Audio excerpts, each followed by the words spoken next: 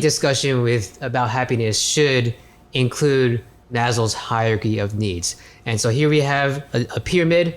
Yes, so this pyramid at the bottom base, our foundation, is the physiological needs, which means, breathing every day to function as a human being. Food and shelter. Water, yes. Food and shelter, number one. Safety, you want to be comfortable in your environment where you are. And then the third level, which is peaking up towards the top, is love and beyond belonging, which is friendship, community, family, intimacy.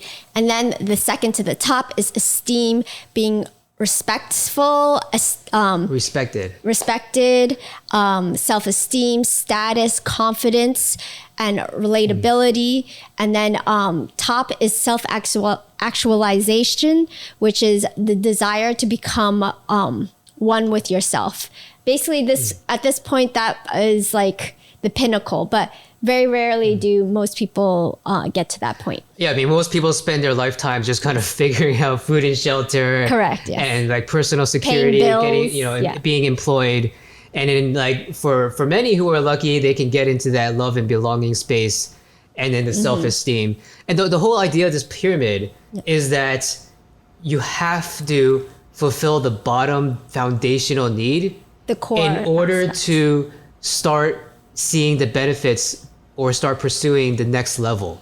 If you skip a step, then like the theory, this is the psychological theory that it's like something's missing, right? Yeah. So if you start trying to get find the love of your life, but you haven't figured out where to live yet, and you can't find the next meal, maybe homeless. You're right. Then it's like that. So the order, the order is important, and that's what this pyramid illustrates. And some people do skip steps, but when you skip a step, like from safety to esteem, and you don't have that friendship bonding, then you create a divide and you set yourself apart from other people. You become a lot more, divisive, very negative, or very like disagreeable.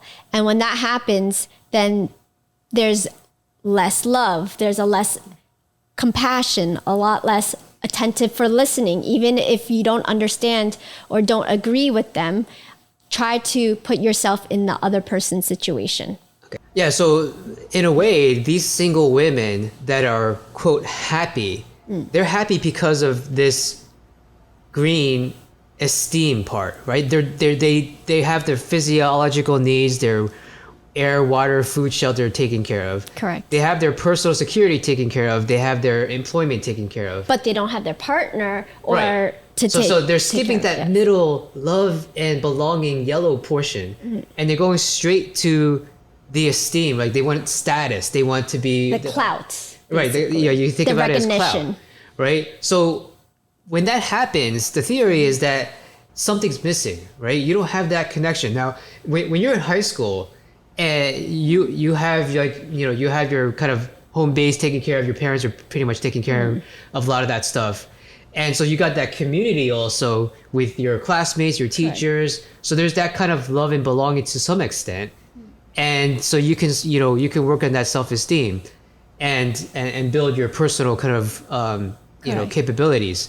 But once you kind of go past the high school, college phase, and you're in the real world, now you're kind of like going back to, all right, you need a place to stay for rent, right? You got to pay your rent. Yes. And then like, you got to work from the bottom to the top again. Right. You got to work from the bottom to the top again. I think to interject with that is that esteem, I think a lot of people get it confused or wrong, where they buy their esteem, meaning they buy clout, they buy material objects to cover that esteem up, but that's only surface level. It's not a deep level of respect for yourself, for others. You pay people to like you, or how long does that go for?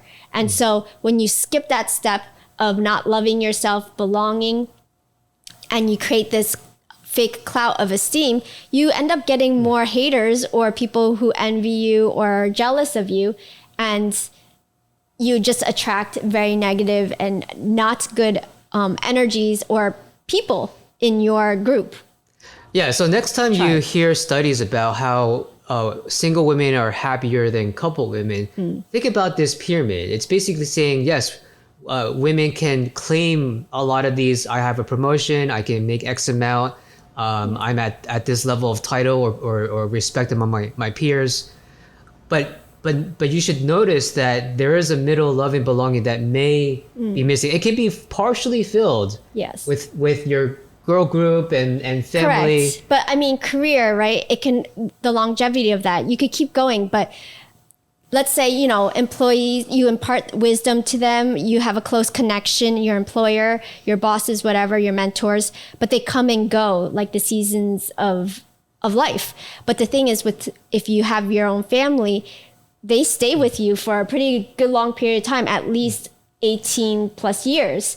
And whether you love them or hate them, but for coworkers or employees, whether they like you or love, hate you, whatever it is, or like you, they're only there for a certain period of time and they move on, and so do you. So it's just like, yeah, I mean, both of us have been in part of the corporate world.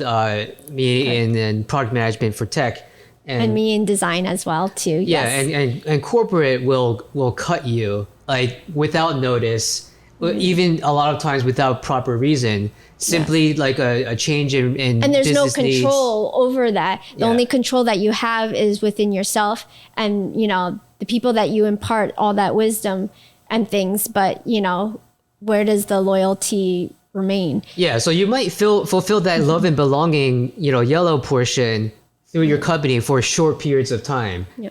But it's very easy to just knock that out. Well, I think that's why people have pets, right? Because pets are loyal and they will never escape your wrath. Pets are great ways to fill that middle portion of the pyramid where you want that love and belonging. But also it's good, but it's also they only live a certain period of time too. It's like in human years, it's a way shorter than human years. Right, so, but still the intimacy that you can get with a partner versus a pet, it's not the same because Well, because they do the same thing over and over again, whereas you can, it's like like a tree metaphorically. Like you have to grow it. You put the seeds in the soil, you water it with love, and then you see it bloom and grow and transition to different phases. So that's basically Maslow's hierarchy of needs.